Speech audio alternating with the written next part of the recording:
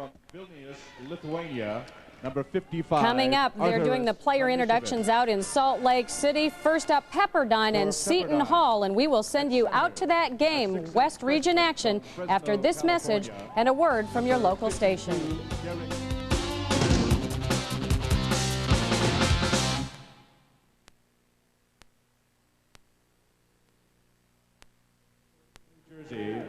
Number 32, Anthony Avent.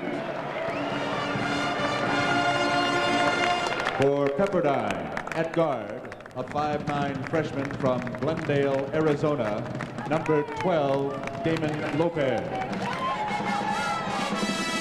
For Seton Hall, at guard, a 6'4" sophomore from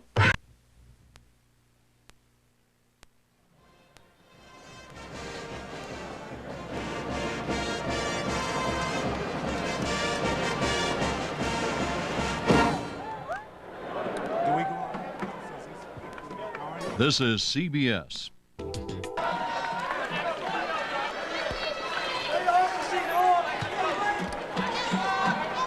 First round action from the West Region. Salt Lake City, Utah. It's the third-seeded Seton Hall Pirates in white. And the Pepperdine Waves seated 14th in orange. Seton Hall, the Big East tournament champion, jumping out to a 2-0 lead on the basket by Oliver Taylor. And Pepperdine has tied it up on Dana Jones' bucket. Pepperdine brings a 16-game win streak into this game. They were the West Coast Conference regular season and tournament champions, but they're playing without their best player, 6'6" guard Doug Christie. And they will miss Christie. 19 points and 5 assists a game, so they are going to miss him. But tell you what, his roommate Jeff Lear has done a great job of filling in. Seton Hall Pepperdine meeting the winner of the New Mexico State Creighton game, and Terry DeHare hits a three-pointer for Seton Hall to give the Pirates a 5-2 lead. We're in the early going, 18:37 remaining in the first half from Salt Lake City. Seton Hall, of course, remembered for advancing to the finals in 1989 and losing in overtime to Michigan. Only one player remains from that team, number 32, Anthony Avent. And a turnover by Pepperdine. Well, that man-to-man defensive pressure is what Seton Hall wants to do in this game. They have forced a couple turnovers here early. Arturas Kranishevich misses the running one-hander, and we've got a foul called against Seton Hall's Gordon Winchester, number 22. P.J. Carlesimo in his 9th year at Seton Hall, done a terrific job, took his team to the Final Four in '89 and a runner-up trophy that year. And Tom Asbury, who played at Wyoming, assisted Jim Herrick for many years at Pepperdine, now in his 3rd year as the Waves head coach.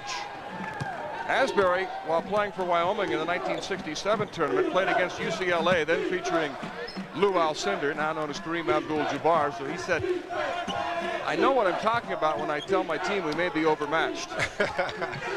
I think so. I think, though, he feels like his team can play with this Seton Hall team. He understands that he has to handle the pressure, especially when his team has the ball. Seton Hall, a very aggressive man-to-man defensive team.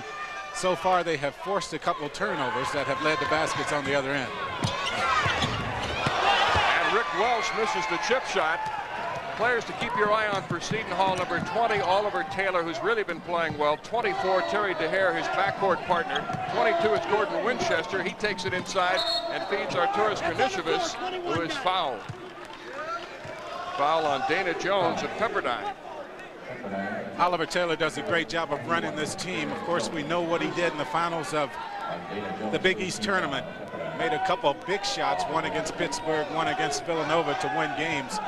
Terry DeHare with a three-pointer. He hit one earlier, and a great tip-in by Gordon Winchester, who can really lead. Yeah, he works hard to get to the offensive boards. He's already proven that he has that jumping ability. We saw on that play that Pepperdine will have to put a body on him to keep him off the boards. Pepperdine's Dana Jones takes it to the hoop, and this will be a charging foul on Jones.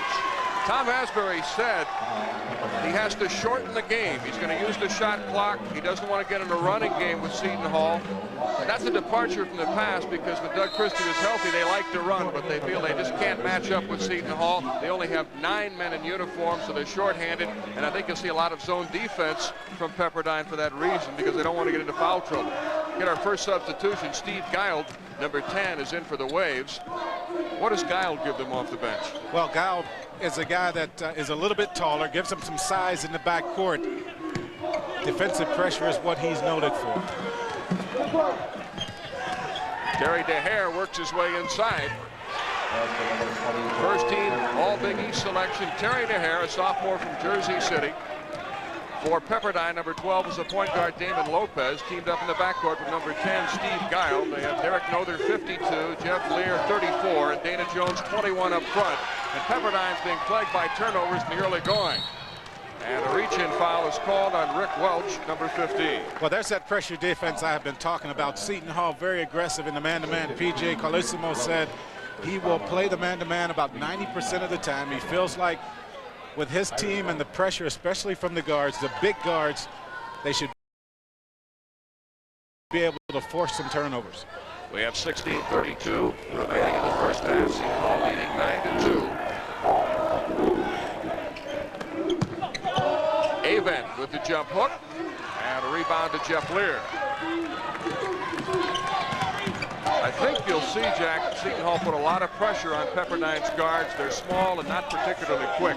Well, then it makes it difficult for them to make the pass inside to the big players down low. Lear has yet to become involved in the offense. Avent doing a good job on him. And you saw them having some difficulty right there making that entry pass. Pepperdine with a 16-game win streak, second longest in the NCAA right now. And 5-second violation against the Waves. They look a little tight in the early going. Well, you can expect for them to be, especially playing without their top player, Doug Christie. As I mentioned, Christie not only gave them the points and the assists, he also was a leader on this team. You could always go to him when the situation got tight. Terry DeHare scores again for Seton Hall. He's off to a good start with 8 of the 12 Pirate points.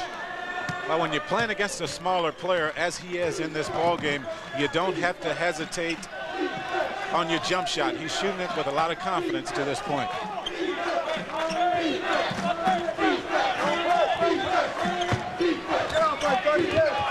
They try to work it into Lear, but again, the Waves having difficulty making that entry pass and another turnover. With 15:32 remaining in the first half, Seton Hall is off to a 12-2 lead over Pepperdine.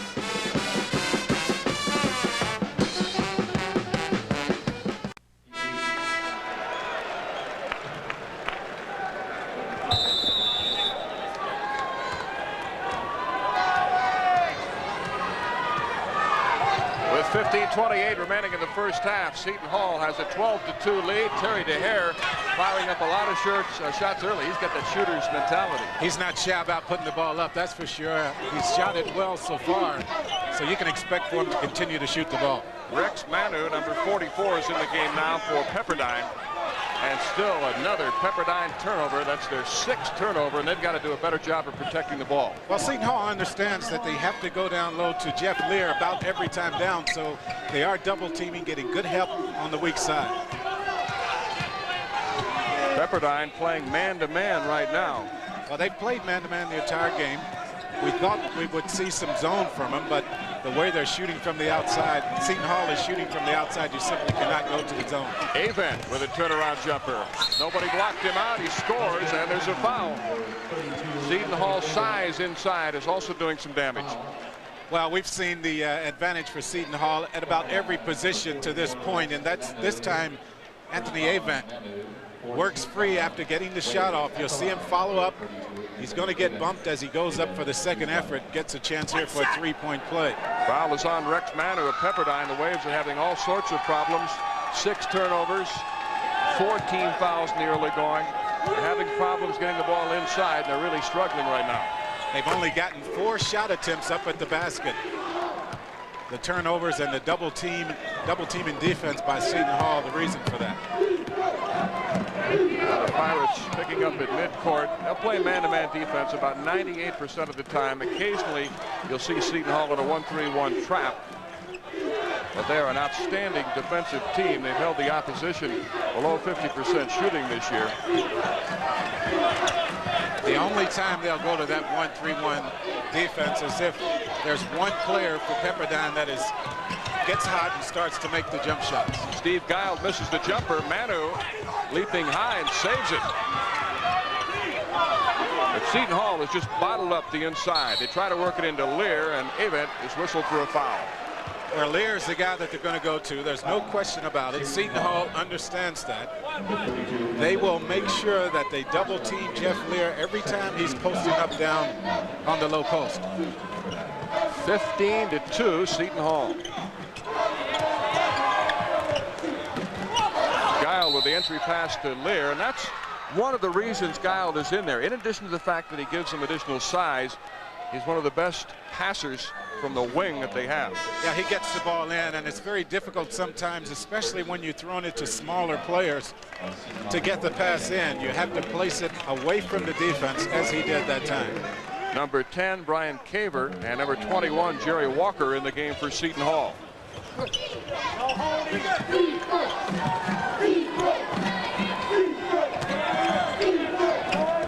Pepperdine very frustrated right now. They're unable to get the ball into Jeff Lear. Lopez puts up a three-pointer.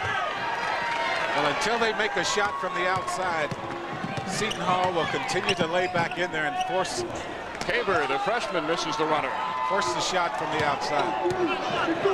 Although Pepperdine said they don't want to run, they may have to push it up as Rick Welch hits the three-pointer, but they may have to push it up and try to get some easy baskets because this is not working in the half-court game. Well, the half-court game, they simply can't match up. They can't get the initial pass in to get the offense going, so you might see him try to get something in the open floor. Anthony Avent, this is the jump hook, and Lear with the rebound, but the Waves turn it over again. That's their 7th turnover.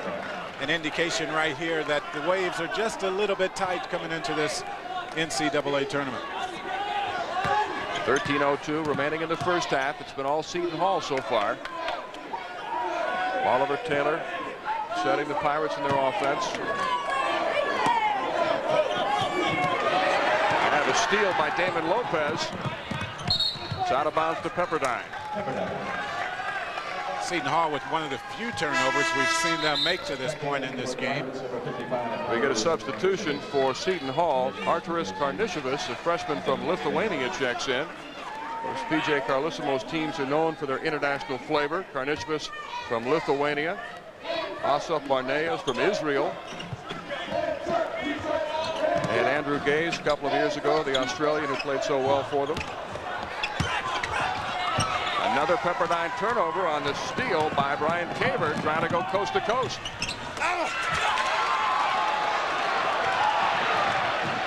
Manu on a breakaway. Everything coming unglued for Pepperdine early as Karnišovas swats the shot out of bounds. But I like Manu's aggressiveness so far in this game. He didn't get the layup that time, but he's working hard on both ends of the floor, especially going to the offensive rebounds. Terry DeHare, number 24, is back in the game for Seton Hall. Dana Jones, 21, returns for Pepperdine. You're right about Manu. He's come in there and done a job on the boards with 4 rebounds, but they're still having trouble scoring. Well, they are, but getting those offensive rebounds, the second chance opportunities will lead to baskets. They have to keep their confidence up and make sure they continue to work for the easy shots. Jeff Lear with a 16-footer, and it's out of bounds to Seton Hall. Pepperdine may have to put up some three-pointers to try to open up the defense, and both Rick Welch and Damon Lopez are excellent three-point shooters. Well, it's just so difficult, though, for him to get the shots against those taller guards. You got to pick DeHare up wherever he is. He has really no conscience when it comes to shooting. He will not hesitate to put it up, but there's another turnover. Manu is the guy, once again, with the aggressive play inside. Steve Guile with a three-pointer. Pepperdine is not getting any offensive rebounds.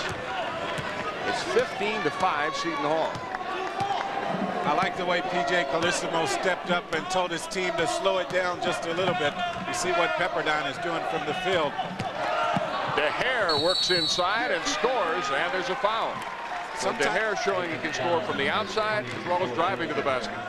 Sometimes when things get out of control, Seton Hall the last couple times down hadn't been able to get a good shot off. This time P.J. says, just slow it down, guys, and make sure we get a good shot. DeHare with the drive to the basket, make sure that they do just that. He has a chance for the three-point play. Foul is on Jeff Welch. And Terry DeHare is at the free throw line. Seton Hall substituting quite a bit early as Asaf Barnea, a 6'8" freshman from Israel, checks into the game.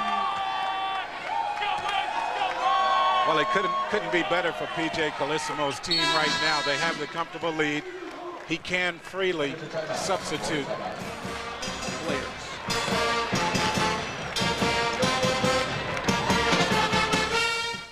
On CBS This Morning. With 11:29 remaining in the first half, Seton Hall dominating the game so far. Pepperdine has made just 2 of 12 field goal attempts. The Waves have also been plagued by turnovers. Mel Proctor with Jack Gibbons with the Huntsman Center in Salt Lake City, Utah. As Rick Welch misses the jumper, Jeff Lear with a rebound but has it taken away.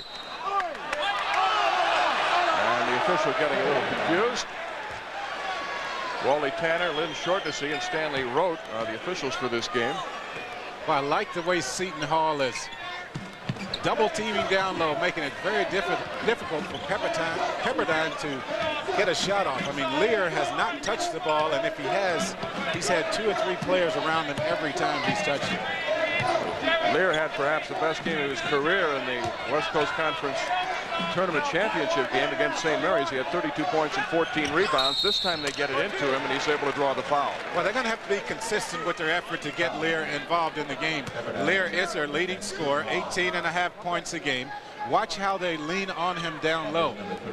Walker with the hand on the lower body. Lear working hard, though. I like his effort down there. He'll be rewarded for that hard work. P.J. Carlissimo doing a lot of substituting early. I think that's maybe looking ahead, thinking that he might be able to win this game and wants to keep people fresh for the game on Saturday. Yeah, I think so. The good thing about it is they have this lead. It's a comfortable lead. Things going very much their way right now. Everyone off the bench for Seton Hall has contributed, so P.J. Carlissimo can keep going there. Jeff Lear has his first 2 points. He's averaging 18.6 points per game. And it's 18-7. Seton Hall. The last foul, by the way, was on Anthony Avan, who has 2. So he'll have to be careful. Remember, at Big East play, they have the 6-foul rule. That will not apply in the NCAA tournament. So a slight adjustment on the part of the Pirates. Well, I think so. But the way this game is going, the fact that Seton Hall defensively is very active, they're moving their feet, I don't know that foul trouble will be a factor in this game. Terry DeHare has led the Pirates so far with 10 points. Oliver Taylor puts it up. Strong rebound by Dana Jones, the freshman of the year in the West Coast Conference. I really look for Pepperdine to make a little run just about now. If they're going to do it, they have to make sure that they start converting on every possession. Steve Guile misses the jumper, but Jones with the offensive board. Rex Manu. Fine save by Steve Guile. Well, there's the basket. There's the effort on the offensive boards that I think this team has to really concentrate on. Pepperdine, of course, not making their first shot from the outside, so they have to get down there and get something easy. Barnishevich missing. Or Barnea, beg your pardon. Tom Asbury really working on the sideline over there for Pepperdine. Told his team to slow it down. He doesn't want to get in the up and down game. A couple of substitutions for Seton Hall as Brian Caver is back in. And Gordon Winchester, who started the game, also returns. And for Pepperdine, Damon Lopez is back in the game, replacing Rick Welch. Lopez, who was the player of the year in the state of Arizona, highly recruited by Texas, El Paso, Utah, Arizona State, and by Marquette, but he decided to go to Pepperdine. Who wouldn't want to go to Pepperdine? It's located in Malibu, California. Well, how can you get any better? Pepperdine with only 9 players on the bench. Tom Asbury will have to substituting also.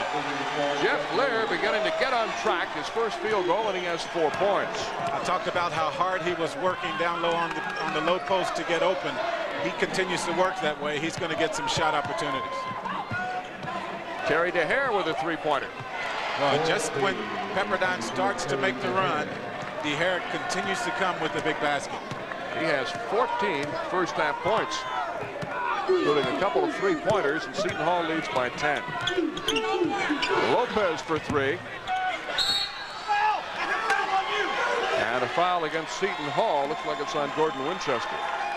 Winchester, a good leaper, has real good springs in his legs, but I think you're seeing right now Pepperdine understanding that those first shots are not going from the outside, so they realize they have to get down and work the offensive boards. Avent is back in for Seton Hall as P.J. Carlissimo continues to substitute. 8:35 left in the first half from Salt Lake City. Pepperdine looked a little tight in the early going, but they've played pretty well in the last 5 minutes, and the ball's out of bounds to the Waves. Pepperdine having a little bit more success getting the ball inside to Jeff Lear right now, their leading scorer. Lear, though, has to make sure that he concentrates on those shot opportunities to get them to go. Lear trying to post Avent, who already has 2 fouls. Avent really strong on the board. He uses his body well, forcing Lear to change up his shots. Karnisovas rebounded by Dana Jones, who's done a good job on the boards with 5 rebounds so far.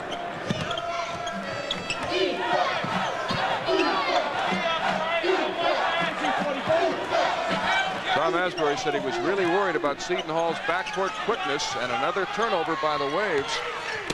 It's their 9th. Karnisovas gives him a real good defensive player. He's 6'8", 205. He moves well, fronts the position down low. He's gotten his hands on a lot of passes. Karnisovas for 3. He can also shoot the jump shot. He's a 34% shooter from 3-point range, and he gives Seton Hall a 13-point lead. 7:30 remaining in the first half. A lot of times you see the players coming from overseas, the taller guys, 6'8", 6'9", do a real good job of shooting the jump shot. Dana Jones scores for Pepperdine. That is 24-13. You'd think with all the international players that there might be some problems in communicating, but P.J. Carlissimo says all of these kids speak pretty good English, and in fact, he said sometimes their grammar is even better than kids in the United States. Avent. Anthony Avent has 5 points. Terry DeHare leads away with 14 through Seton Hall. And the Pirates lead by 13. Well, I tell you, the low post defense for Seton Hall has just been terrific in this game. A double dribble and a turnover for Seton Hall. Well, we get a timeout with 6:42 remaining in the half. Pepperdine has recovered somewhat, but still trailing.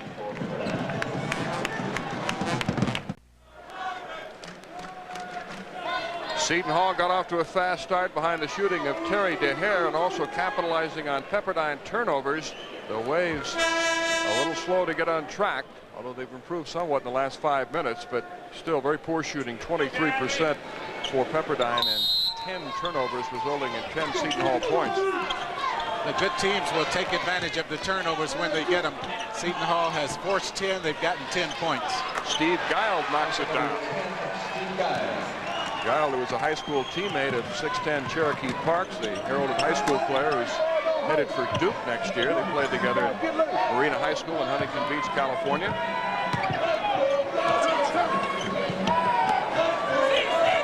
Avent feeds Winchester and a foul against Pepperdine. I'm Mel Proctor along with Jack Gibbons. We're at the Huntsman Center in Salt Lake City, Utah. First round action in the West region. It's Pepperdine against Seton Hall. Today's regularly scheduled CBS daytime program is being preempted due to CBS Sports' exclusive coverage of the NCAA Basketball Championship. Regularly scheduled programming will return on Monday. You see P.J. Carlissimo there, and I know he must be real happy with the interior defense of his team. Jeff Lear, the leading scorer for Pepperdine, just simply has not been able to touch the basketball very often. His team doing a good job of double and triple teaming Lear when Pepperdine tries to go to him down low. With Winchester at the free throw line, that reminds me how much time Seton Hall spends on free throw shooting. Yesterday they practiced once in the morning, then they came here to the Huntsman Center and spent almost an hour doing nothing but shooting free throws. And that's largely why they're one of the best free throw shooting teams in the country, shooting almost 76%. And that's largely why they win a lot of close ball games. Look at that Big East tournament. Some one-point games, and of course, Oliver Taylor made some jump shots, but still, you have to make your free throws to win those. Manu gets inside, and he's crying. He thought Karnisovas fouled him. Yeah, but you get that close to the basket, you have to go up more aggressively and just tear the rim down if you have to get that one to go.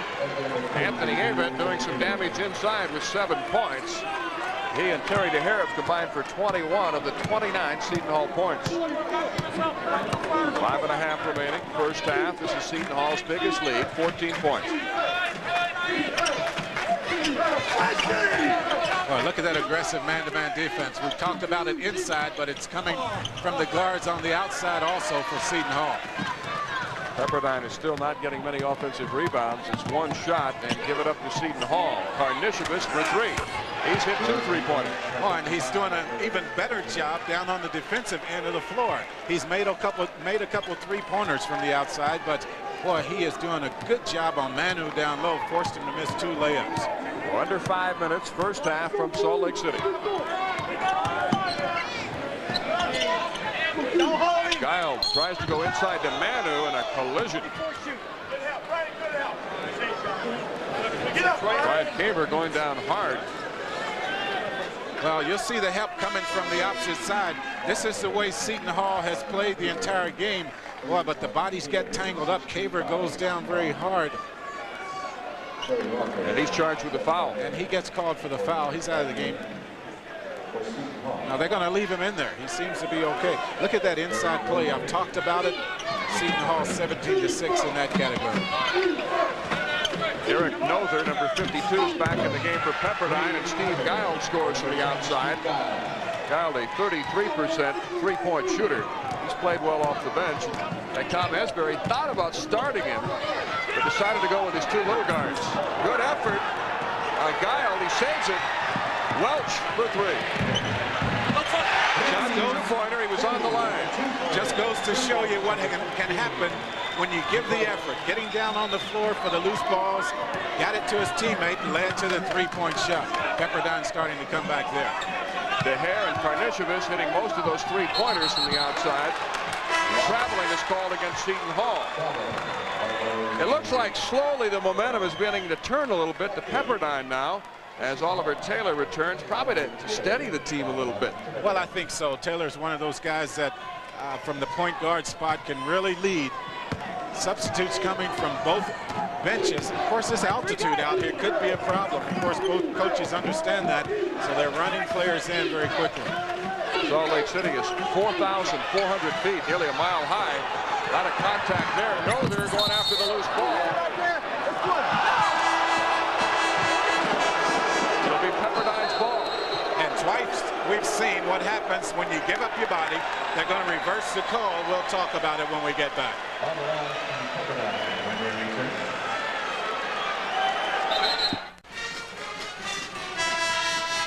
In tournament play, it's the little things that win ball games for you. Watch the hustle. Both of these teams very much involved in the game. We saw Pepperdine give the bodies up on the floor for a loose ball. This time, DeHare comes in for Seton Hall, gets a hand on it, knocks it out of bounds. It goes back to Pepperdine. Doug Christie, the guy who Pepperdine would very much like to have in the lineup. 19 points a game, 5 assists. They need someone to consistently make the shot from the outside so the inside game can open up. Christie would be the guy to do that. Christie, a 6'6" guard who is a surefire pro prospect. He's a junior, so he'll be back next year. Giles with a nice entry pass to Dana Jones, and that's something Giles has really given the Wave since he's come in there, being able to get the ball into the postman. The only pass that could have worked in that situation was a bounce pass away from the defense. Giles did that, and now Pepperdine trying to get some inside game going. Traveling is called on Gordon Winchester of Seton Hall. P.J. Carlesimo continues to substitute. Arturas Karnisovas comes in now. Coming up tonight, another first-round matchups. It'll be Connecticut against Shaquille O'Neal and LSU. Temple against Purdue. Boy, Syracuse has got to be a little wary of Richmond. Dick Tarrant's teams always play well in the first round. I think that will serve to fire Syracuse up, though. Everyone knows that Richmond is one of those teams that can knock you off. You have to be ready to play, and I'm sure they have talked a lot about that in Syracuse this week. 2:50 remaining in the first half. Seton Hall leading by 10. They led by as many as 14 points. Giles lines up a three-pointer. Rebound to Terry DeHare. Taylor and DeHare work so well together in the backcourt. Oh, Taylor is one of those guys that you just look at him. He handles the ball, and you know he's going to make good things happen for you. He has a confidence that you have to have out of your point guard. Taylor, a senior, junior college transfer from Miami-Dade North JC, but DeHare is only a sophomore. Having a big first half, he misses this jumper, and Dana Jones clears it out for Pepperdine. Jones, another one of those guys with the springs and the legs, can really get up. And a holding foul is called on Jerry Walker, number 21 of Seton Hall. Pitt, talented but enigmatic, winning in overtime. Eddie Sutton's Oklahoma State Cowboys winning. Duke blowing out Northeast Louisiana. Jeff Lear, only a 57% free throw shooter. And that shows why. Well, he goes to the line too much to be that poor from the free throw line. That's something he'll have to work on in the offseason. And a steal by Rick Welch of Pepperdine. Ahead to Dana Jones. Lopez for three. Now that's the kind of basketball Pepperdine, you can tell right there they look a lot more comfortable when they're running the fast break, getting in the early offense. Of course, Tom Asbury didn't really want to get in that style of game. DeHare with a three-pointer. Pepperdine has scored 10 unanswered points and a steal by Jerry Walker as the Seton Hall Pirates hold on to it. Oliver looking to P.J. Carlissimo for a play. Minute 20 left in the half.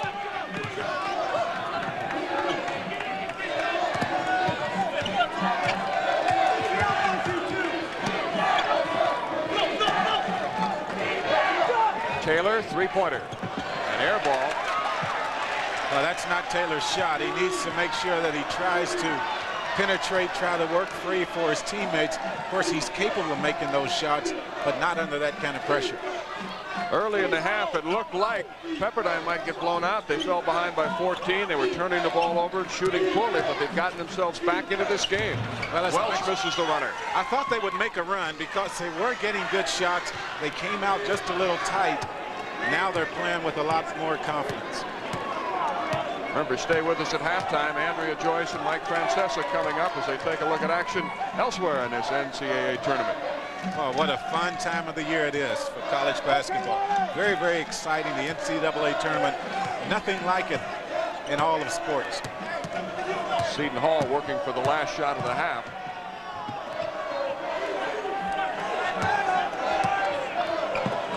Seton Hall's shot selection in the last few possessions has been questionable. I think you're right. Taylor misses. Maybe took it a little too early. Taylor again as the first half comes to an end. So that's the end of the first half with the score: Seton Hall 32, Pepperdine 25. CBS Sports exclusive coverage of the NCAA Basketball Championship will continue after this message and a word from your local station. CBS Sports exclusive coverage of the first round of the NCAA Basketball Championship is sponsored by the United States Marine Corps, the fuel, the proud, the Marines. Power Stick Antiperspirant, the power that puts you in control. And by Visa, honored at over 8 million places worldwide. Visa, it's everywhere you want to be.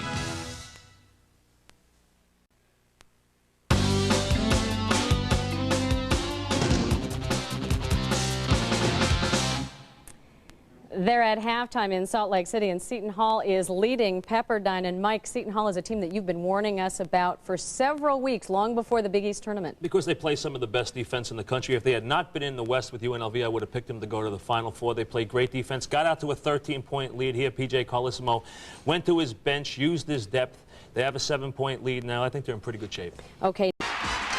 Hey, with deals like this, you can't miss.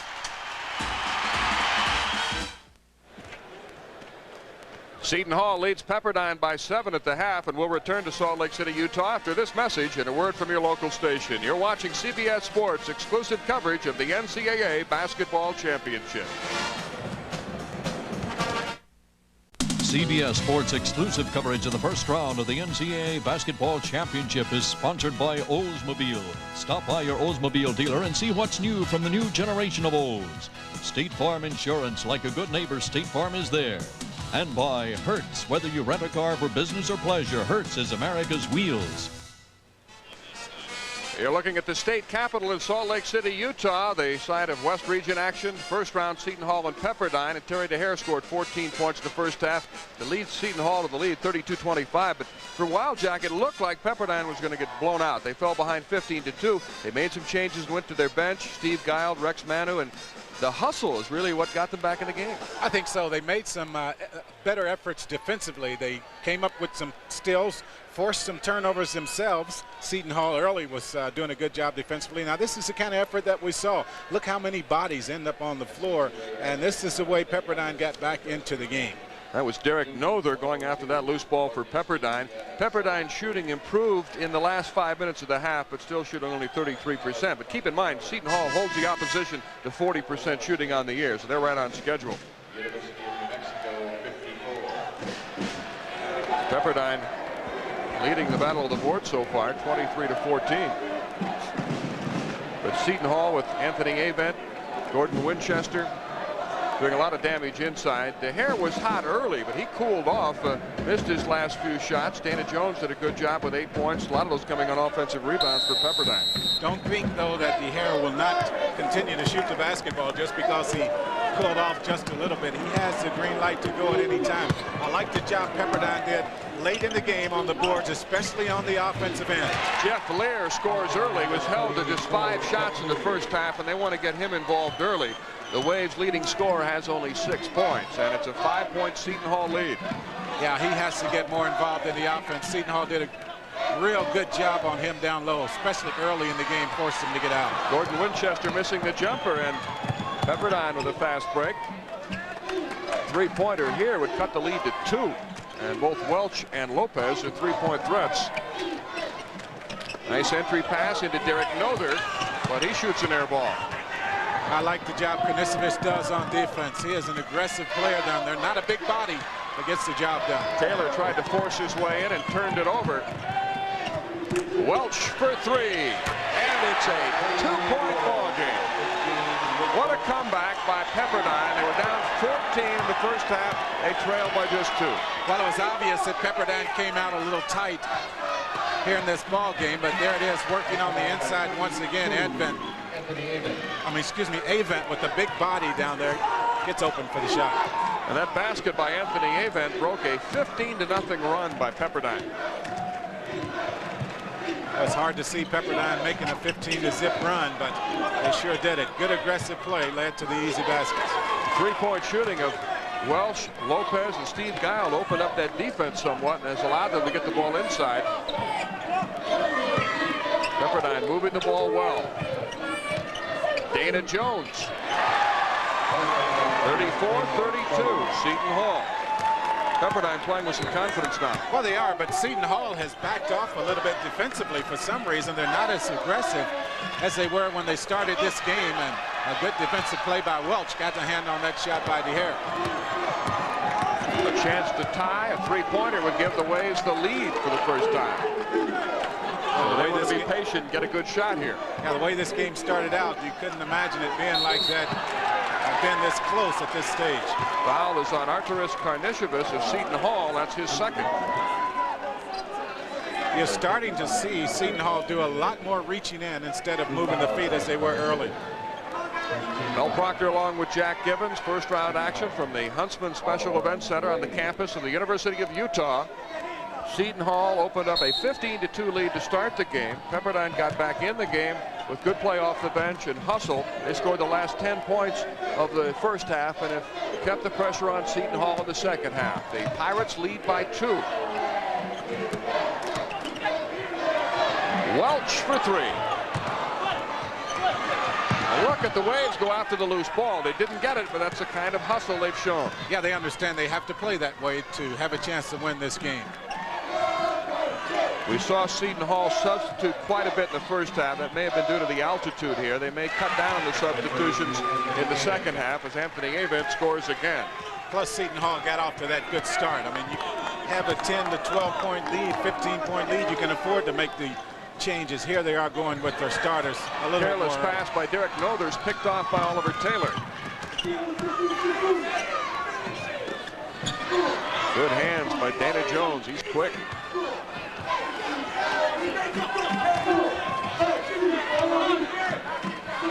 Karnisovich for three. Rebounded to Hare, and he's fouled. Well, Welch that time forced to get DeHare across the arm as DeHare did a real good job once again on the offensive boards.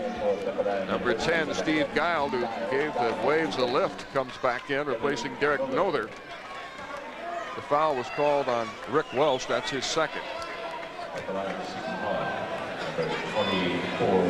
Terry DeHare at the free throw line, a sophomore from Jersey City, played on this great St. Anthony's high school teams.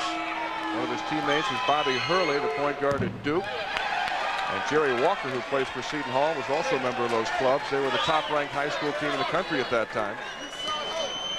And they're number 2 in the country this year. And Bobby Hurley's younger brother, Danny, a point guard, has already signed with Seton Hall for next year. Seton Hall by 5.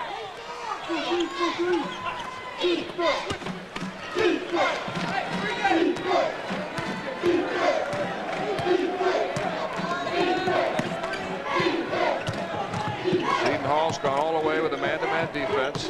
Well, they picked up the pressure just a little bit here on this possession by Pepperdine. I hadn't seen that aggressive pressure here in this second half. Both Welch and Lopez have done a good job of handling the pressure after the initial adjustment they made in the first 5 minutes. Well, they have, but you see them right here having a little bit of trouble getting into their formation way outside the three-point line. Shot clock is down to 6 seconds. Welch cranks one up. Out of bounds to Pepperdine. And with 15:53 remaining in the second half, Seton Hall leads by 5.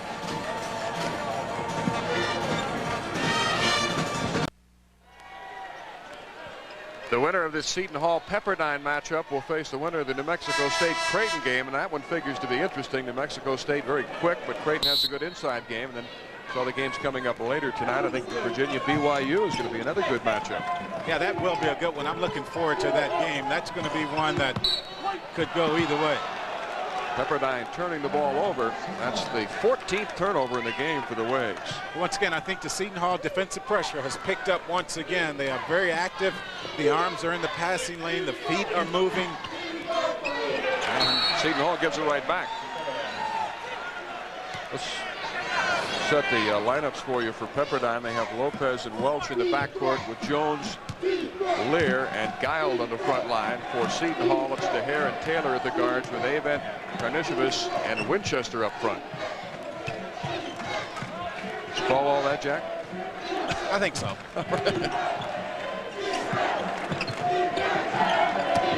Lear's moving without the ball, trying to get open, but they're really having a difficult time getting it to him.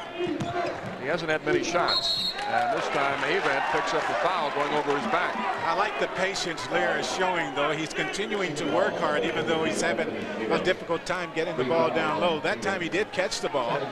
He elected to throw it back out, drew the foul on the re-entry pass.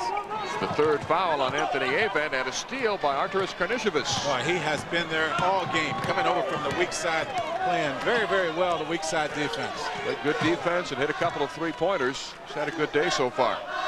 Avent will have to be careful on the inside with 3 fouls. Pepperdine in a defense that is backed up, kind of looks like a zone at times when the ball goes inside. But look at all the red shirts inside the three-point line. They are really tight defensively. DeHare hits the off-balance shot. He has 17 points. Terry, who averaged 19 points a game during the season. An unorthodox shooter, but he scores. And that's the main thing. He puts the numbers up on the boards. Seton Hall leads by 7. Lear working inside. And who's the foul on? If it's on Avent, that's his 4th. Well, yep, it's on Avent. Yeah, I think so. In the Big East, he would have 2 more fouls to work with. Of course, here in the NCAA tournament, he has only 1 more, so he's going to have to spend a lot of time on the bench. 14:21 left. Pepperdine doing a good job of making sure they continue to go to Lear to get him out of there. Jerry Walker, a 6'7" sophomore from Jersey City, New Jersey, has replaced him. but they lose Avent's inside scoring and rebounding and his interior defense. Oh, Lear is just having a tough time at the free throw line. Oh, that one barely caught the rim. Lear is 2 for 4 today. Missed them both. A technical foul has been called on P.J. Carlesimo. And P.J. Carlesimo is saying, what did I say? It was real quiet in the gym. I don't know for sure what he said to draw that technical foul. Of course, he's been working the officials, and he will do that. He picks up the tee. Rick Welch, an 86% free throw shooter, will shoot them.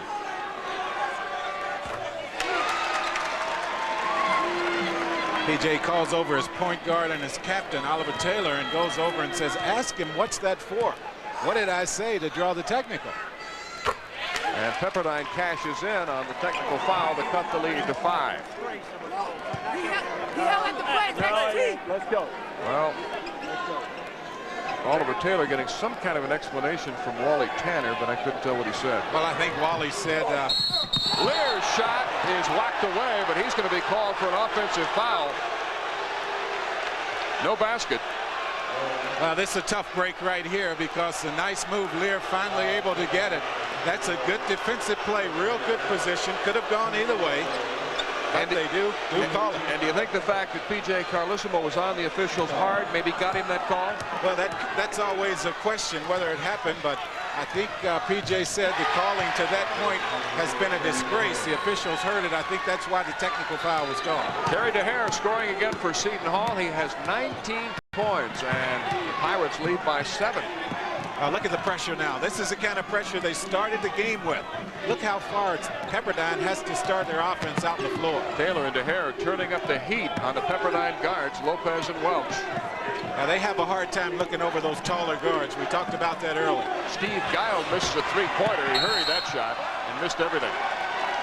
You know, when you're having trouble getting into your offensive formation, you find yourself taking the rush shot, the less percentage shot, and that's what happened to Gal that time. 13:33 remaining in the second half. Seton Hall leads by 7. Mel Proctor with Jack Gibbons from the Huntsman Center on the campus of the University of Utah. Capacity here is 15,000 in the building, gradually filling up. Tell you, I'm surprised I haven't seen Oliver Taylor do more driving and penetrating against this defense.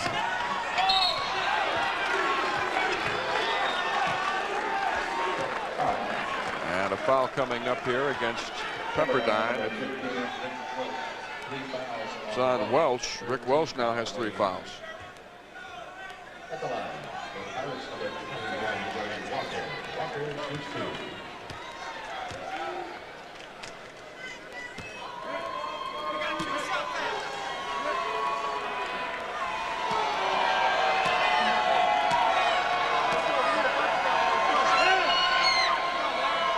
First round action from the Huntsman Special Events Center in Salt Lake City, Utah. Mel Proctor with Jack Gibbons bringing you this game between Pepperdine in orange, Seton Hall in white. Seton Hall jumped out to a 15-2 lead to start the game, sparked by the shooting of Terry DeHare. Then Pepperdine came back with 10 unanswered points to end the first half. They inched to within 2 points in the second half, and now Seton Hall has turned up the defensive pressure. They are again forcing turnovers, and Seton Hall has opened up an 8-point lead on Jerry Walker's 2 free throws. That's the way Seton Hall got the lead early. They were working hard defensively. Now that pressure, as you mentioned, has picked back up. Look how far out on the floor Pepperdine has to start their offense. There's no way they can get the ball down low where they would like to have it. And a foul off the ball on Jeff Lear, who I think is getting a little frustrated. Oh, yeah. He's had a hard time getting the ball. Well, I think so. Seton Hall doing a good job of double and triple teaming Lear. When he catches the ball down low, he picks up his 3rd personal foul on that one. Good defense, interior defense by Seton Hall. Pepperdine playing without their best player, 6'6" guard Doug Christie, the player of the year in the West Coast Conference. He was injured in the first round tournament game against Portland. Good block by Dana Jones. He's really quick to the ball, but Karnisovich scores again. This is the guy that has really been effective defensively. He's made a couple 3-point shots in this game. That time he scrambles up under for 2. Lopez with a 3-pointer. Damon Lopez scoring. He has 6 points on a pair of 3-pointers. Well, I like the way he used the screen coming up the lane that time. Jerry Walker working the baseline.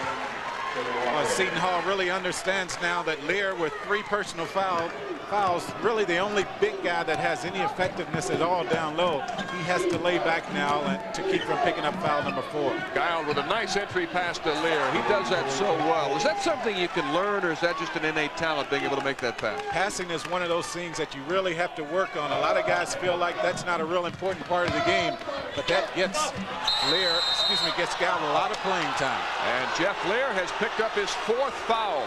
So Pepperdine is in deep trouble now.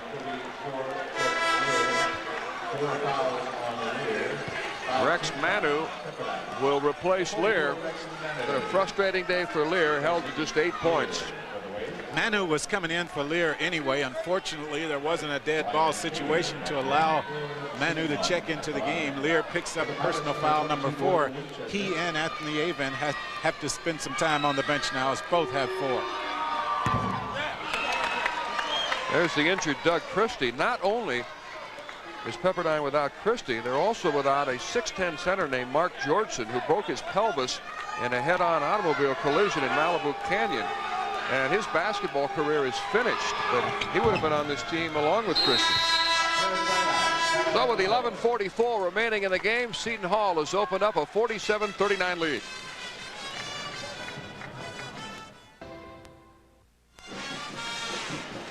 As I mentioned, I was a little bit surprised that Oliver Taylor hasn't been penetrating any more than he has. This time he does penetrate, gets the ball down low to his teammate. Jeff Lear picks up personal foul number 4 on that play. 11:44 left, so he is going to have to spend a few minutes on the bench. 6.6 rebounds and 4 personals.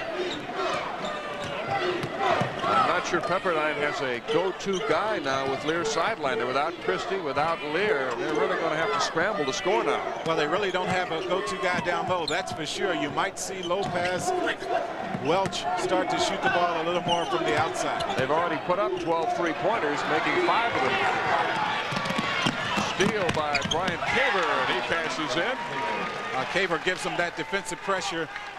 6'3", gets out on the floor very well. He's able to guard some of those smaller people. Pepperdine trying to go inside to Rex Manu, and it's out of bounds to the Waves.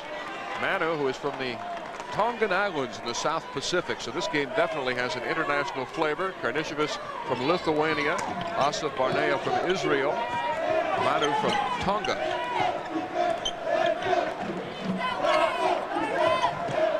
Kyle forcing that entry pass, and Pepperdine turns it over. That's the 19th turnover for the Waves. Far too many if you hope to win a game. And most of those turnovers have come by the Waves trying to force the ball inside to their people down low. Seton Hall, as I've mentioned time and time again, doing a real good job on the inside defensively. Caver with a 3-pointer. And he gets the favorable roll. Caver only shot 13 3-pointers during the season. I think he's going to be a great one. He's just a freshman out of Trenton, New Jersey, extremely quick. Again, the man-to-man pressure by Seton Hall. And you can see why they held the opposition to 40% shooting this year. Well, you look where the offense gets started every time for Pepperdine here, and you can tell why the percentage is down low. Lopez, that should be a 4-pointer where he put that one up. Well, that's the only thing Pepperdine can get right now. They don't really have anyone they can go inside to. So as I mentioned, don't be surprised if you see those little guys shooting it from the outside. Jerry Walker is fouled. Dana Jones in there in the middle of the battle, but I think the foul was charged to Steve Guile. That's his first. Jerry Walker is another one that has had a real good game defensively. A lot of things he has accomplished in this game, they're not going to show up in the box scores. He's been active defensively. He only has 1 point and 2 rebounds, but he's been much more valuable than that to this Seton Hall team. His brother Jasper is a point guard for St. Peter's. The Peacocks are playing Texas tomorrow in the Midwest Regional in Dayton.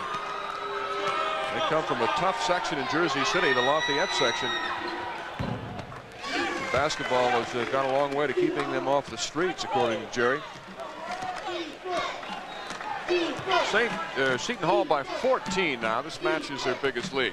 And it looks like the Pirates are beginning to pull away. You put that pressure on defensively, especially when you're playing against a team that really doesn't have the people who can match up. And once again, Seton Hall forces a turnover. Karnisovas comes over from the outside, from the offside. The 20th turnover by Pepperdine. They turned the ball over on each of their last 3 possessions. See Welch and Lopez trying to put some pressure on Seton Hall's guards, but they don't have the quickness to do it. Or the size. I think that's even a bigger factor. DeHare for 3. What a day Terry DeHare is having. 22 points. That right there shows you the size difference. DeHare didn't even hesitate to pull up over Welch to get the shot to go. And Pepperdine takes a timeout as Seton Hall has rolled to a 17-point lead.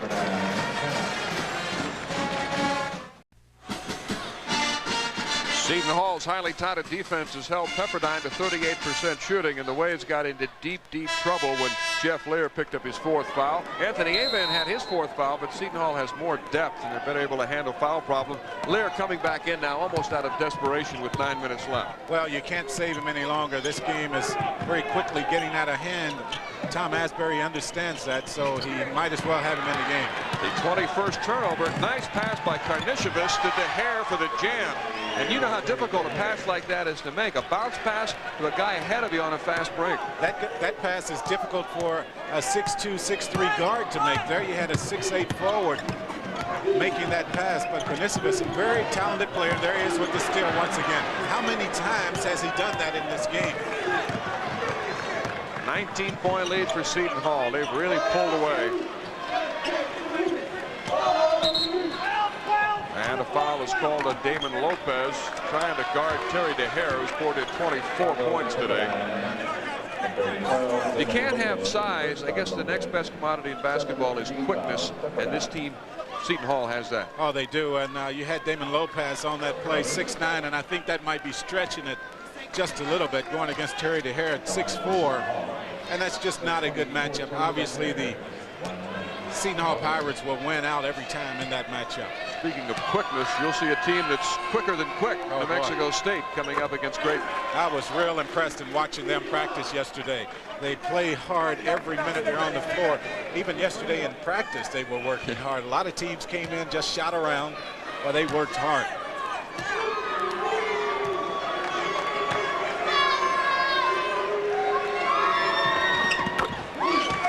So DeHare closing in on perhaps a 30-point game. He's got 26, and Seton Hall has its biggest lead, 21 points.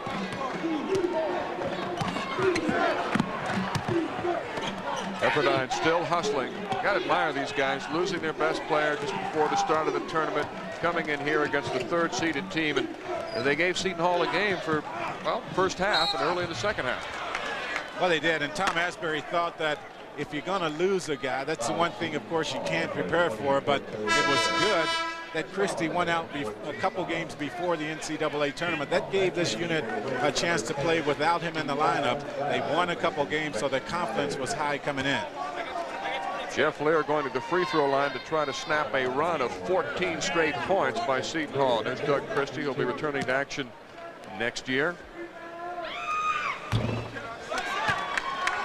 Pepperdine has a couple of good recruits coming in. Leroy O'Brien, a 6'8" forward from Los Angeles Westchester High team, the city 4A champs in Los Angeles, and 6'4" Derek Croft from the state of Washington, the Class A champions.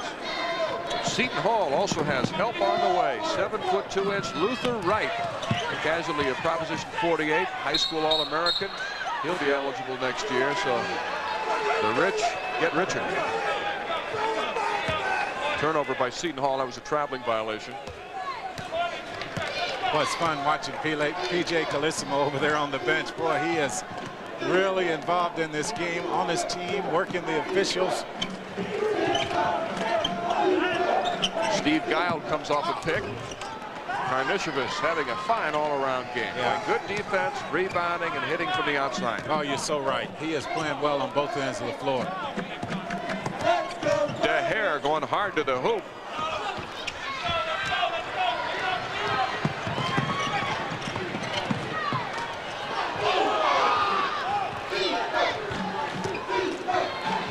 And right now, let's check in with Andrea Joyce in New York. Andrea? All right, guys, we will keep you posted on Pepperdine Seton Hall, but right now, let's send you out to Louisville, Kansas, with the lead over New Orleans. Here's Sean McDonough and Bill Walton. Down the lane here, but keep your eye on the left side of your screen. Great hands by Richard Scott with the great stick back. That kind of athletic play will keep a team in a ball game and keep you on a team for many years. 39-33, Kansas with a 6-point edge and the ball. This is Sean Tunstall. He has not played the last 2 years for academic reasons. Listed as a junior, but this is his first year of play at Kansas. Zone defense this time for New Orleans. Going to test the outside shooting ability of Kansas. Scott off the back iron. Tank Collins has disappeared in this game. Done nothing in the second half. He's got to step forward. This is Collins. He's guarded in the man-to-man by Tunstall. Another steal for Kansas. Tunstall for 2. The Jayhawks starting to open it up. This is their largest lead, an 8-point advantage at 41-33. Kansas looks to be in better physical condition.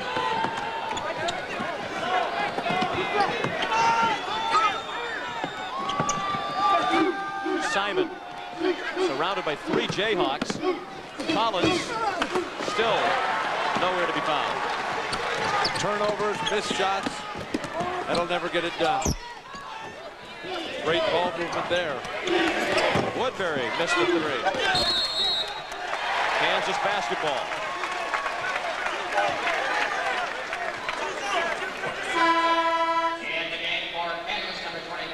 I think the substitutions are helping Kansas. They're keeping fresh guys out there. New Orleans guys starting to stand around, hold on to their pants, bending over, trying to suck some air. Tim Floyd's going to come right back with 3 guys of his own. Surprised Sidney Rice hasn't been in there a lot more in the second half. He was a big key for the first half. New Orleans has turned it over 4 times in this half. That has led to 6 KU points. We were tied at halftime. At the moment, it's Kansas by 8. Randall bidding to make it 10 was long with a jumper. This is Cass Clark. He's out there now with Leonard Bennett, Tank Collins, Sidney Rice, and Irvin Johnson. This is Bennett, guarded by Brown. He's in the backcourt now with Jordan. Maddox, Randall, and Jamison across the Kansas front line. Well, Clark was fouled by Adonis Jordan, his first. Kansas 41 and New Orleans 33 with 13:29 left in the second half. Kansas jumped off to a 6-0 lead in this game at 11-4, but then New Orleans found the shooting touch, came back to tie the game at the half at 26. Turnovers have plagued the Privateers in the early moments of the second half. And they've also gone cold with their shooting, as evidenced by that shot that wouldn't fall from Leonard Bennett. Total lack of offense for New Orleans right now. They've got to get Sidney Rice and Tank Collins and also Melvin Simon into the flow of this game if they're going to get back in. Great ball movement by the Jayhawks. And the foul whistled against Leonard Bennett. Turnover starting to pile up for New Orleans. That has been the problem here in the second half. One of the reasons those turnovers are happening with such frequency is that the New Orleans players are holding on to the ball too long in the double team. When the defense comes, and Kansas is a very solid defensive team, the players for New Orleans are just keeping it. You got to get rid of it as the double team comes to you. Best player for New Orleans, Tank Collins, goes to the bench. He was replaced by Dwight Myvette, number 25. He certainly hasn't been the best player today. Long 3 for Brown at the side of the backcourt, but it's followed by Mike Maddox. He has 10. I think Tim Floyd should take a timeout, get his troops back together. 10 is the deficit facing New Orleans.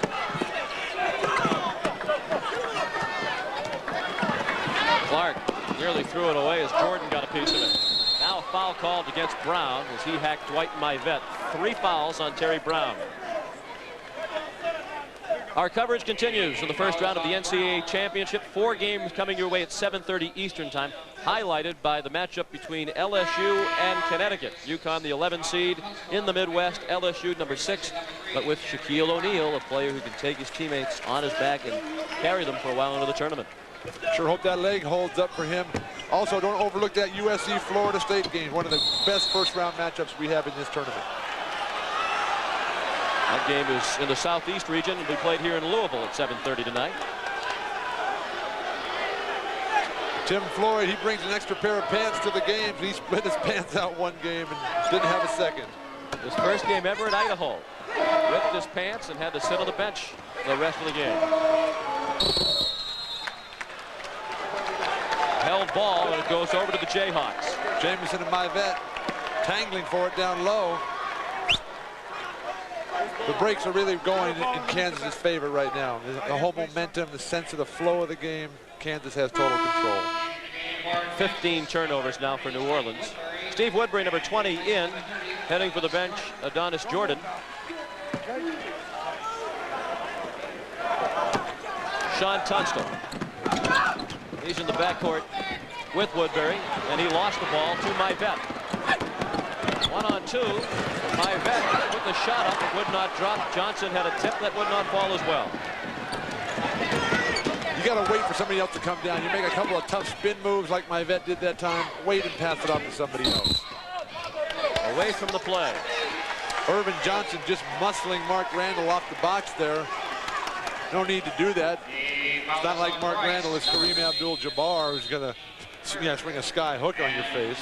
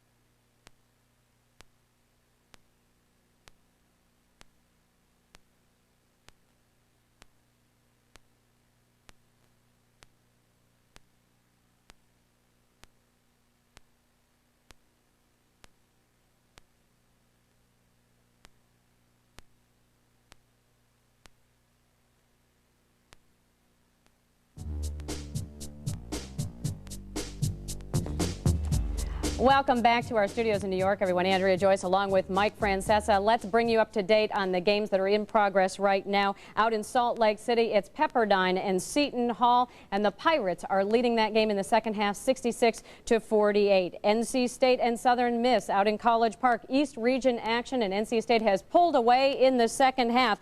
Meanwhile, in Minneapolis, some hot action there. Let's send you out to East Tennessee State and Iowa. Dick Stockton and Billy Cunningham with the call. Welcome to the Metrodome in Minneapolis. The Iowa Hawkeyes, after trailing by as much as 10 in the first half, have forged in front now by a 48-44 lead over East Tennessee State in first-round action in Minneapolis. The Buccaneers, the Southern Conference champions, playing outstanding basketball. Alvin West has just hit a three to bring East Tennessee State within one, Billy. Well, the tempo is really picking up in this game. In the first half, we saw East Tennessee State use a lot more of the 45-second clock. Now it's quick. A.C. Earl has been the big man for Iowa, their leading scorer with 15 points. And Keith Mr. Jennings, the 5'7" spark plug for East Tennessee State, has been quiet today, scoring-wise, with only 5 points. Tom Davis, unbeaten in first-round games. Iowa more accurate, but East Tennessee's trying a lot more of the three-pointers. And on the pressure, Val Barnes lays it in. What about this full court pressure, though? Well, that's the first turnover they've been able to create for 2 points off their full court pressure, but not a better time. Rodney English comes back with his 19th point. He's the leading scorer for the Buccaneers in blue. Right now, you'd have to say both teams were just sparring with each other in the first half, feeling each other out, because now they're just really going after each other and going to each other's strengths. Winner of this game will play Duke in the second round on Saturday. Baseline shot that time by Val Barnes. And the tempo is picked up. 52-49, the Hawkeyes. Here is Pelfrey with a 3. Barnes the rebound, Iowa. All right, folks, we will keep you posted on this game, but right now let's send you back to Salt Lake City, get you back there for the conclusion of Pepperdine and Seton Hall. Here's Mel Proctor and Jack Givens. With 1 minute left in the game, Seton Hall in command, leading Pepperdine 69-50. This game was close at halftime, close early in the second half, and then when Jeff Lear picked up his 4th foul, Seton Hall outscored Pepperdine 17-5 and really decided the outcome of this game at that point. Pepperdine had no one else to go to, especially down low when Lear picked up that 4th personal foul. Christ misses the jumper. And the foul against Pepperdine's. No, it's against Jerry Walker of Seton Hall. That's his 3rd. Yeah, the shots were not going from the outside for Pepperdine. That allowed Seton Hall to really gamble on the inside defensively. They picked off a lot of passes from Karnisovas and some of the other guys coming over from the weak side. That's the way you're supposed to play that team defense. Dana Jones will be at the free throw line. Sure, Tom Asbury hopes that he can someday recruit Jones' younger brother, Damon Ali, who will be a freshman at North Hollywood High School next year. He's a 6'4", 240-pounder. Huh. Big guy. And Rex Manu is fouled, but Pepperdine never stops working. I love their effort. I think so, and Manu did a real good job early in the game. He missed a couple easy shots down low, but on the boards, when Pepperdine was able to get back in the game, he was the key. Seton Hall starters resting up for their next game against either New Mexico State or Creighton.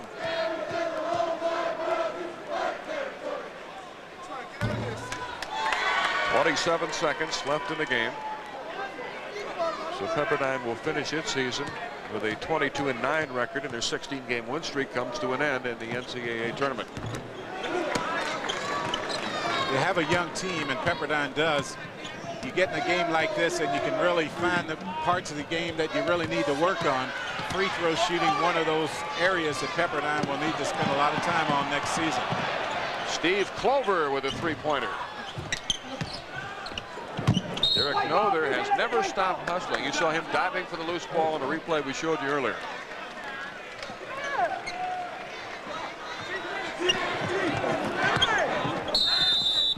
And a foul in the backcourt on Steve Clover.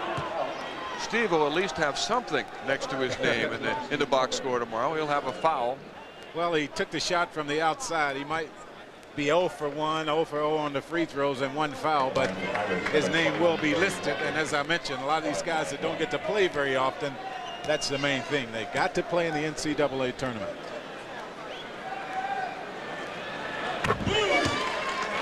Jerry Walker doing a good job off the bench today with 7 points for Seton Hall. He sat out last year due to Proposition 48.